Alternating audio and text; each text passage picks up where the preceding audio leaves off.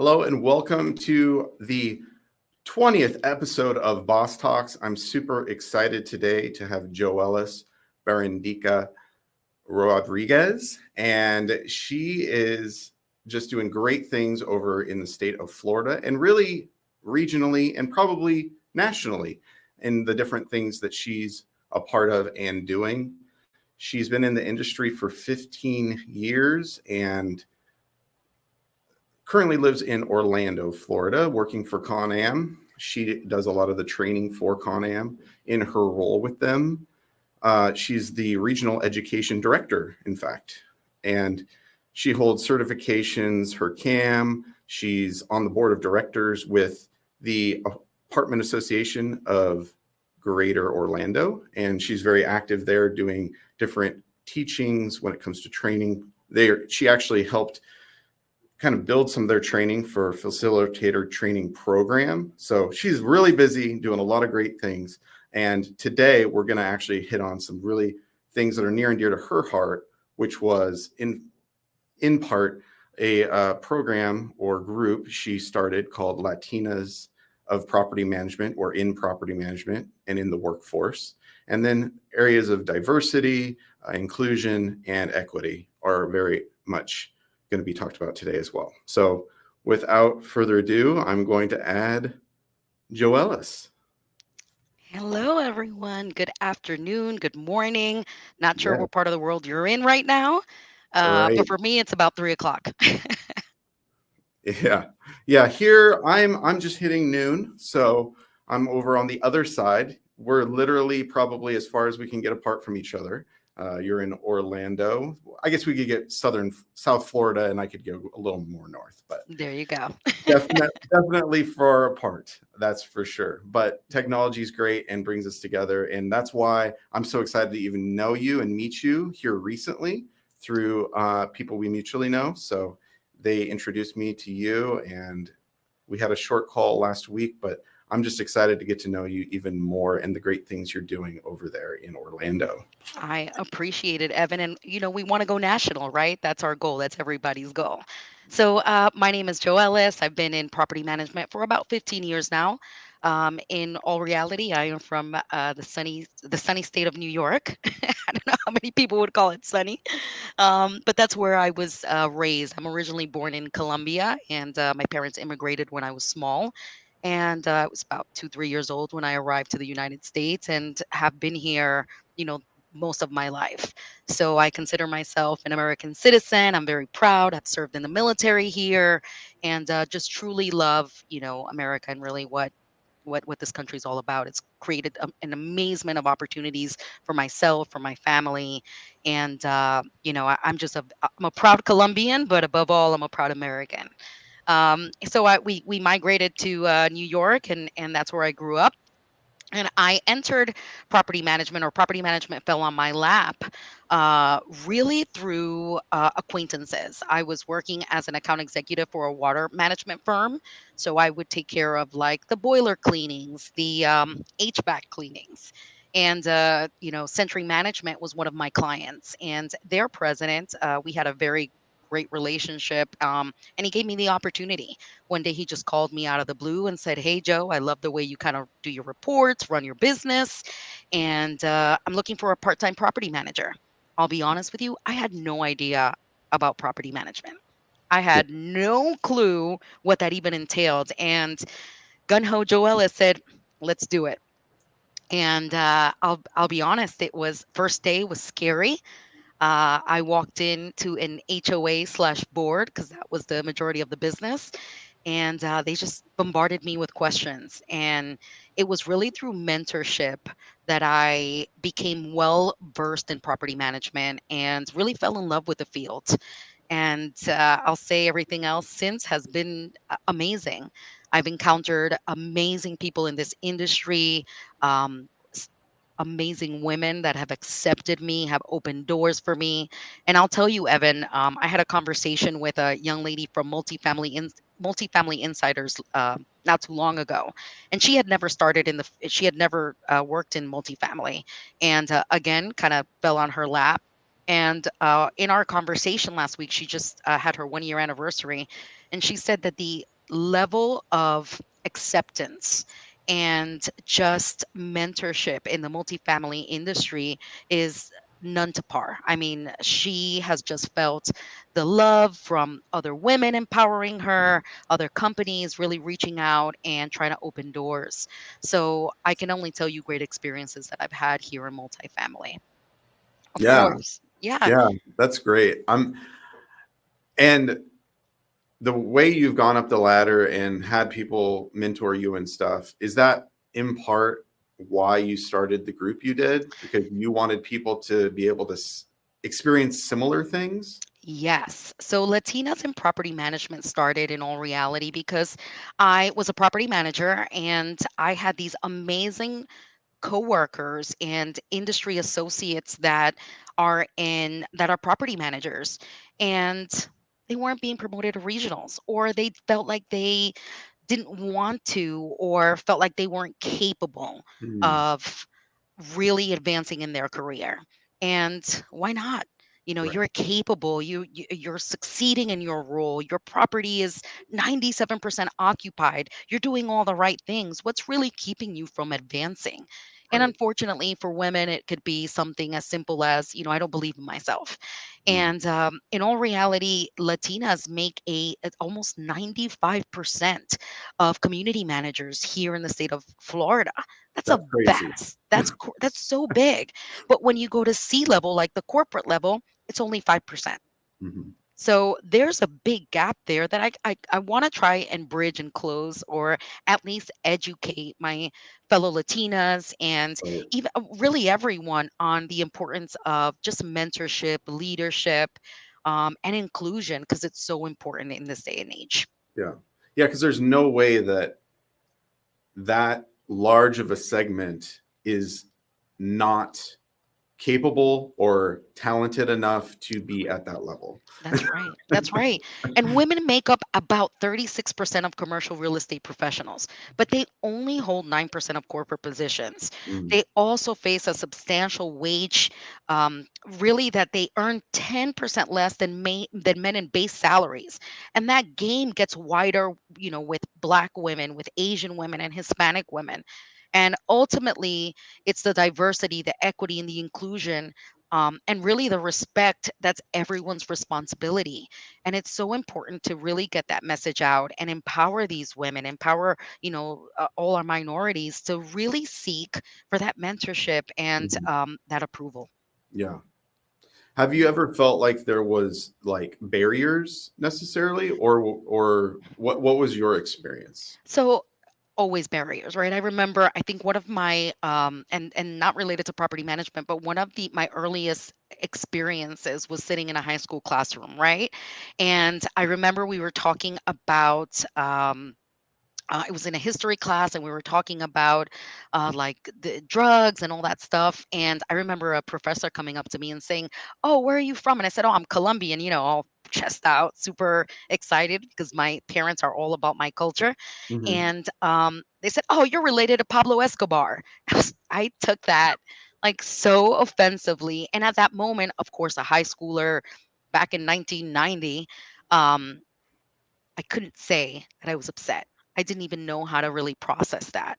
Right. And those are things that now, as an adult, when I look back, those are things that really kind of changed my outlook and really helped develop, my thoughts and my process, and really, I just really want to help, and Mhm. really want to be a cheerleader for all those people that they're looked at a little bit differently because they're not the skin tone that wants to Right. be accepted, or anything of that nature. So, or gender equality is so important right now.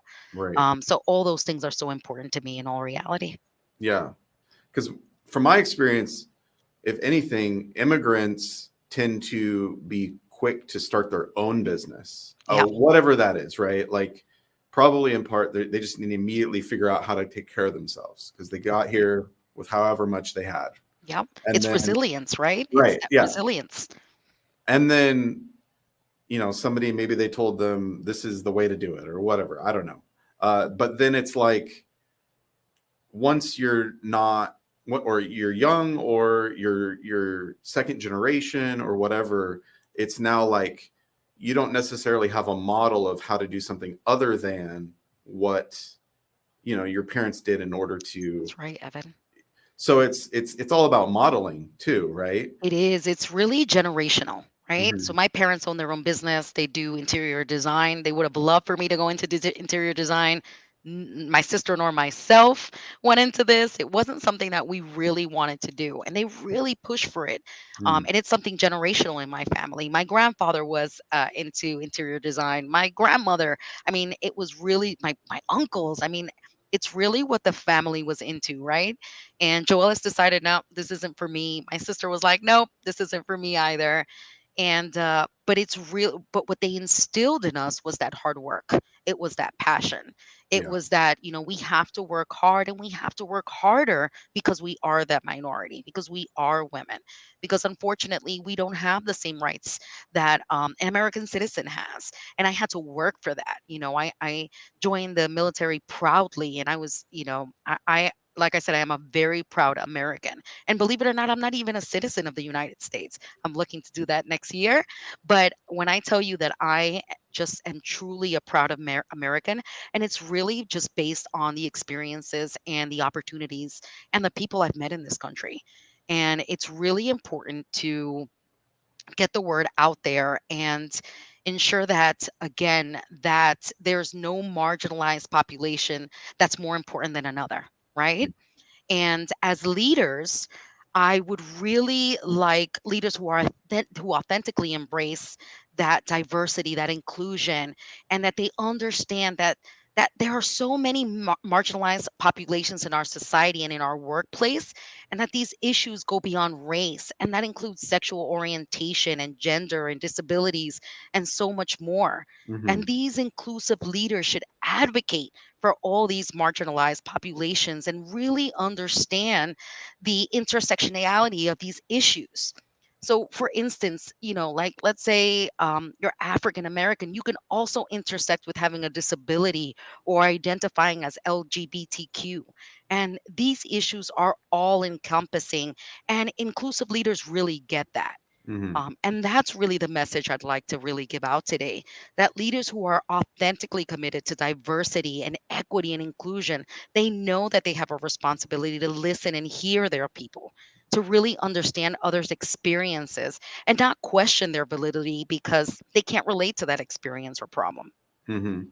Yeah, one of the things that you put as kind of a topic of discussion that was diversity versus inclusion. Yes.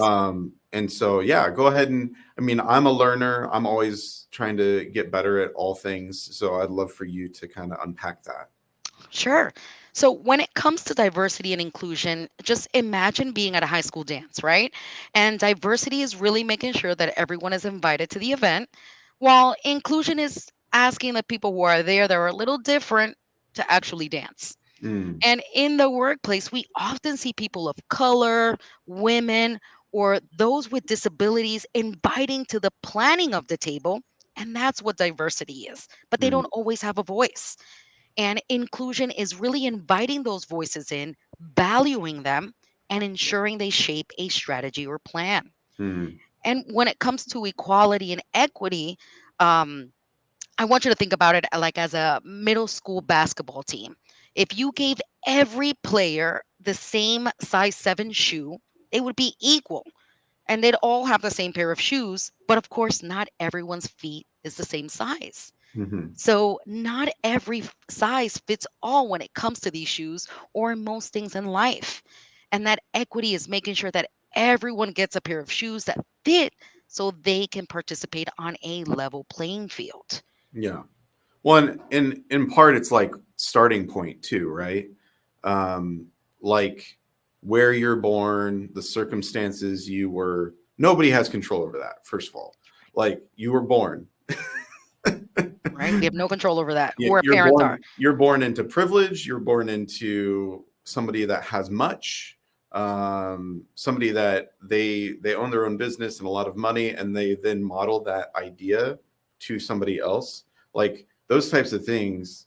Like my parents, still together and all that, but they didn't really go to college. They did more blue collar ish type work.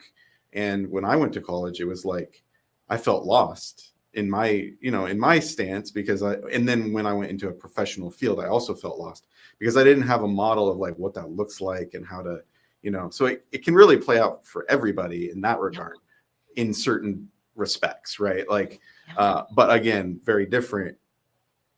There's And different stories for everyone. Like something you just said, right? Sometimes, and I'll be very transparent with you and everyone here. yeah, Sometimes I feel like I have imposter syndrome, right? Like things totally. happen, and I'm like, holy crap, why me? How did like I am a nobody. Like in my, and actually, for me, I don't deserve all these things, right? And I have like people in the comments that are like, "Oh, Joelis, you're amazing," and while I'm humbled by that and I appreciate it, um, that's not how I feel. I feel like there's so much more that I need Mhm. to accomplish. There's so Right. much more out there that I want to do and these doors that I want to open and the amount of people that I want to take with me. And sometimes I have to kind of like check myself and say, no, you deserve to be here, right? You've Right. worked hard. You've, gone to college. You've done whatever you've done. You deserve to be here. And people need to hear that, Evan, because Mhm. many people don't feel that way. I'll Right. give you a perfect example. I have Miss Lori Agudo here on the call, right? Yesterday she called me. She's like, have you checked your email? And Lori is an amazing educator. She's been from my understanding, she's been in the business maybe even longer than I have. Mhm. And she's telling me, check your email. I'm like, Lori, I had the day off. Like, I leave that to the side. She's like, nope, you got to check your email. I get in there, and we were accepted to the National Apartment Association, a very special committee for us, and it's an education committee that really develops the content and how we teach in the industry. That's a Yeah. big deal for us as educators. No, and And congratulations. I saw thank you. that. I saw the post. Thank you. And I'll be honest with you, the first thing I asked her was, how did I get here? Like, why me? When did this happen? I just can't believe that this is really happening to me. And it's amazing. It's an amazing feeling. And it's Yeah. great to have these cheerleaders with us. So, I love it. Yeah. Yeah. The imposter thing, I think it is so real. And for so many people, I feel it every day too, because I keep taking on jobs that I didn't do before. Yeah. The whole like you step into something and you feel like, what am I doing? Doing a show live Yeah. on Yes. LinkedIn. Yeah. Never thought I would do something like that, but I'm doing it. I'm loving it. But up until recently, I didn't really accept that I was a host of a show. I get it. We're on the same page. I don't accept that I'm a amazing educator. So I get it. Sometimes, like I said, it's kind of surreal. And, I'm meeting these amazing leaders that understand that different people are at various places in their journey. And they're really just pushing me and introducing enhancements and I mean, the world is your oyster. I truly say that because it really is. And it's really up to you to work hard, surround yourself with these amazing people that really support you and help develop you. And I think it's so important. Evan, even this conversation that we're having, when did I think I was going to be on a podcast? Right. So Right. I'm Well, humbled. you're on a podcast and a live show. I Look at mean, that. so I'd love for you to give kind of some ways people, and I don't know what your reach is when it comes to like the group you started, Yeah. but I'd love for you to share with others how they can get engaged with what you're doing. Oh, of course. Well, there's a couple of ways. You can follow us on LinkedIn. We have a Latinas in Property Management. Uh, sorry, a page. We Mhm. have an Instagram page. We have a Facebook page. I'd be more than happy to share in the content in the chat box my information. We really are just trying to get a group of mentors together and help. Upcoming upcoming women and really just people in general. I know it's called Latinas in Property Management, but we're really here to continuously learn.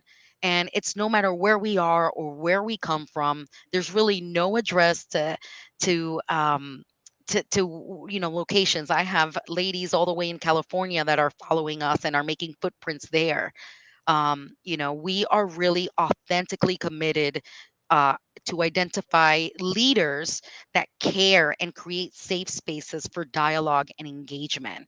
And Mm. we want them to have the courage to make those uncomfortable conversations, to have those uncomfortable conversations with their staff, their boards, their partners, about issues, and they aren't afraid to raise challenging questions.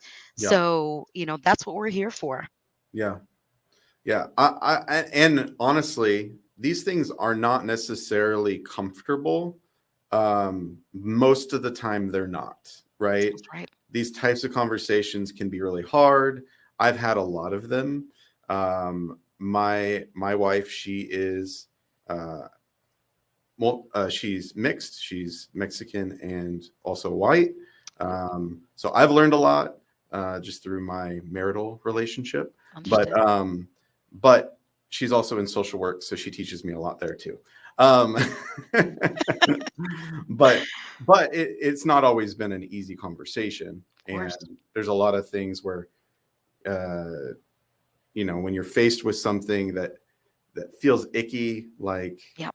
and you kind of like go up against it, but in the back of your head, you're like, I don't necessarily disagree with what you're saying, That's right. but it's like this, I forget what's even called, something dissonance, cognitive dissonance, I Oh, think, yeah.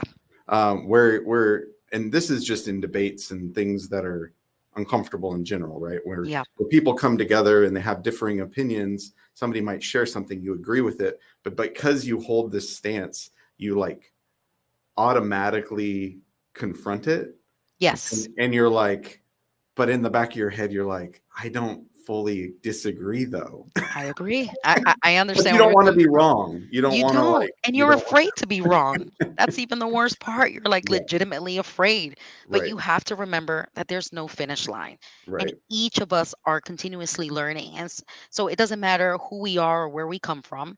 And there's really no way to address everything overnight. And certainly not without making mistakes along the way. So, as an inclusive leader, we're consistently trying to improve and be better when it comes to embracing diversity, equity, and inclusion. And Mhm. by working on it, we're really prioritizing the focus on it and ultimately building and strengthening a long-term culture, in our companies and even in our future. So that's what's important to really think about Yeah, and to focus on. yeah, yeah. And the more we can have conversations, I think the biggest thing is really building relationships with people that aren't a part of your comfort zone. That's right. That's right. I think it's so easy to say you have an opinion, but your whole community that you hang out with is like you, right? That's right. Yeah, But not to say that all your friends got to be this mixed, because that can be difficult. To be honest, it is. let's be honest. It is. Not everyone wants to do that, and it's in a perfect world, we would all just Listen, I understand, Evan. You don't have to go there. I yeah, understand. yeah, But really remember that change starts by meeting people where they are, totally. right? So Yep. I want you to think about a 5K race. Hmm. Some people can go out and run 3.1 miles any day of the week with ease. Joe Hmm. Ellis, for example, can't run for 30 seconds without stopping. Transparency. Yeah, Inclusive leaders really understand that different people are at various places along their journey, yeah, and it's really authentically committing yourself to identify where people are and create those safe spaces for that dialogue and engagement, that you really will find that courage to have those uncomfortable conversations. yeah, yeah. And I think we're all better for it when we allow Definitely. ourselves to feel uncomfortable. That's right. You could not have hit the nail harder in the head. As long It's as really as long as we're willing to have an ongoing dialogue versus I felt that way, therefore I'm going to avoid correct. any further dialogue. Correct. And it can be difficult. Conflict resolution is something that within itself is something you have to master, right? Mhm. It's even at home, how you converse with your spouse. When you have an argument, do you walk away? Are you the one that yells? Conflict resolution, conflict management. It's something I have to work with and on every day. Yeah. I have three beautiful children. Trust me, conflict resolution in my home, all three girls, two teenagers, and an Oh 8-year wow. old.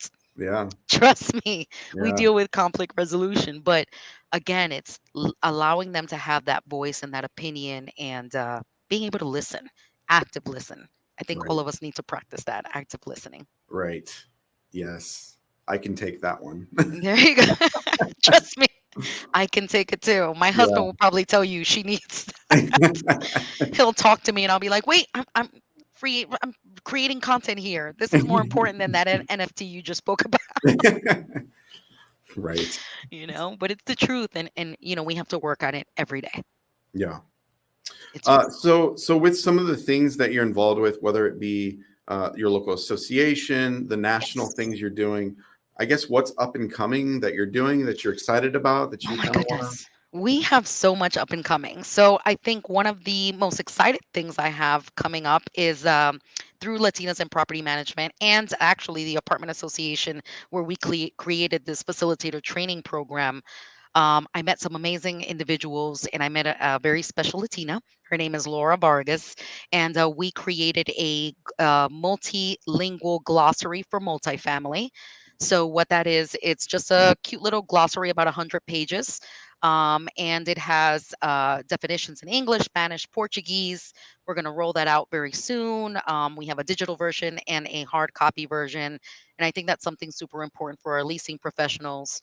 At to? the moment, there's a lot of immigrants coming into the United States, and just being able to relate and make them feel comfortable, make them feel welcome Right. by just a word or two that you say properly, I Mhm. think really does make a difference.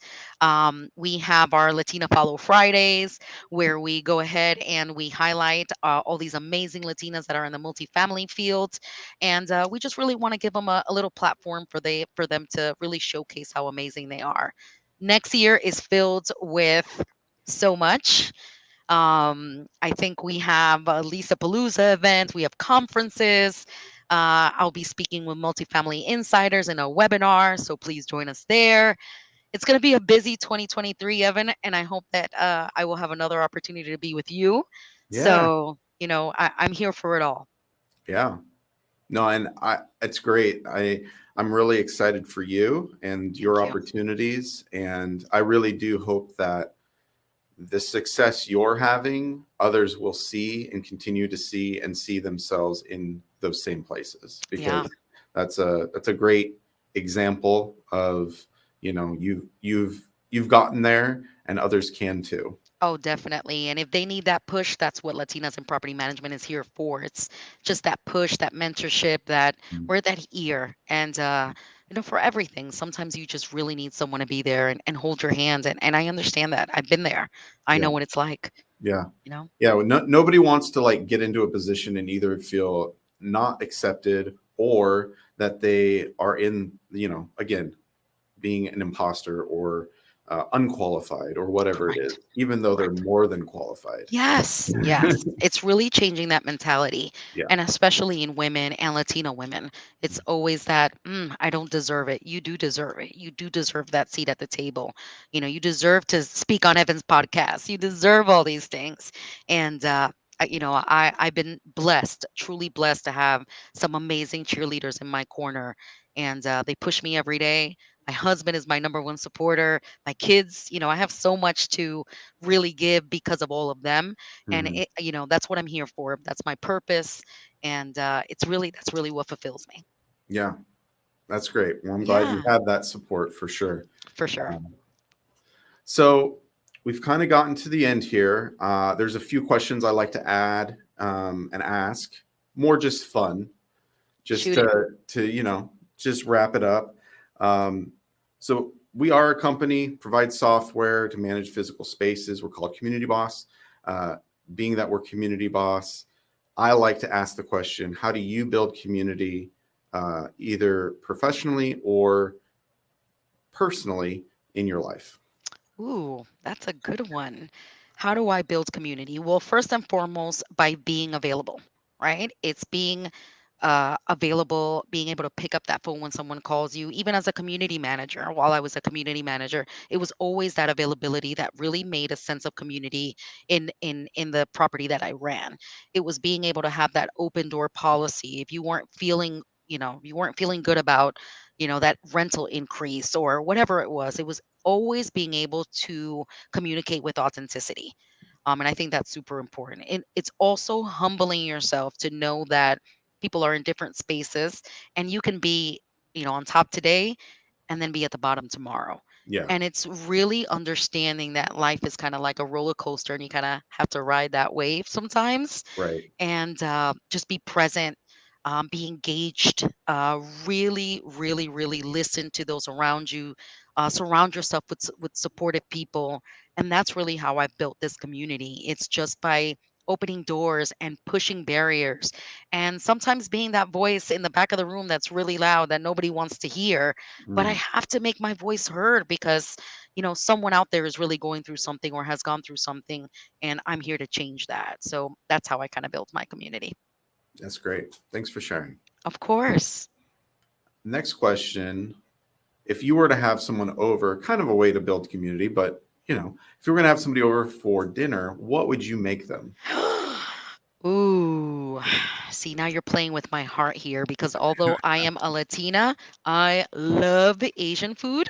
Okay. So, I might make some like fried rice with some sort of like Japanese barbecue chicken, or I will go Colombian and give you a bandeja paisa, which is just steak, rice, beans, potatoes, arepas. I mean, trust me, we All love right. to cook in this house, and we'll have to have you over one day, Well, Evan. you just had like the combination of all the things I love. I love Asian food and I love Mexican food or Ah, Latin food of all kinds. yes. So I'm here for it. Oh, we're gonna get together. Trust me.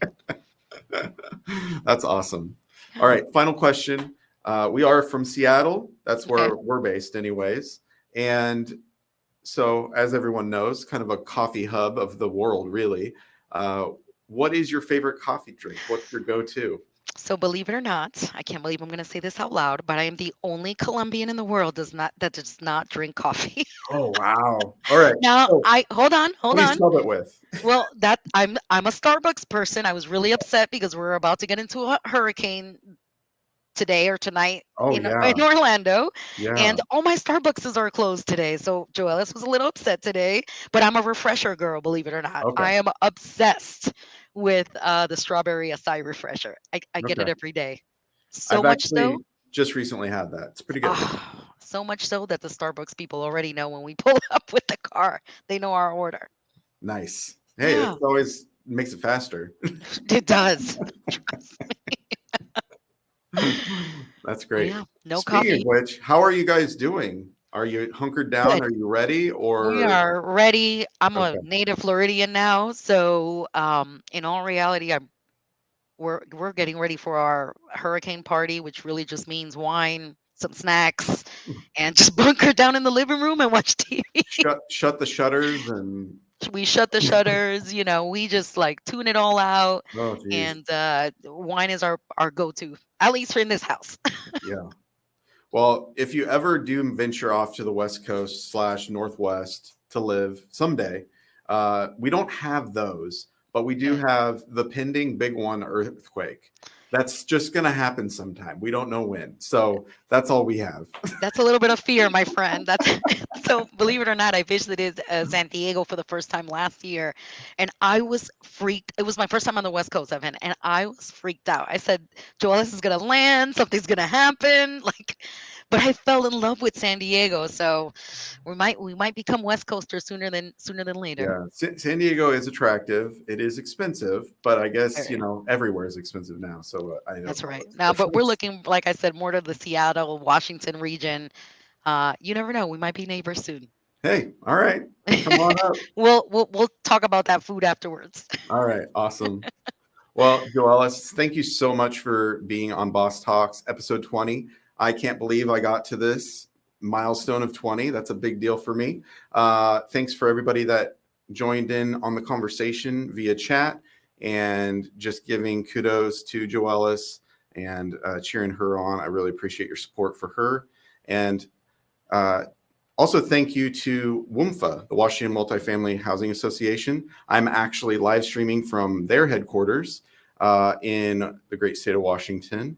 And they have a little studio that they let me use and have a setup, lights and everything. So I You just are plugged in rocking and it here I today. am. So really appreciate that. And so I, if anybody else that is watching or watches this in the future wants to participate with Boss Talks, I want you to know that most everybody that's done it has never been on a podcast, never been on a live stream. They've just jumped in, participated, built up the courage maybe, and said, yes, I would love to do that. And so far, I've never had anybody that said, that was the worst experience ever. So I would love for you to be a guest. And if you need somebody to talk to about the experience, I have a roster now you can talk Yes. to. And I would love for you to be a part of this show because it's all about elevating all the bosses in the multifamily industry, and that's including you. So till next Wednesday, this has been Boss Talks, and thank you so much for watching. Thanks, Evan. Thank you.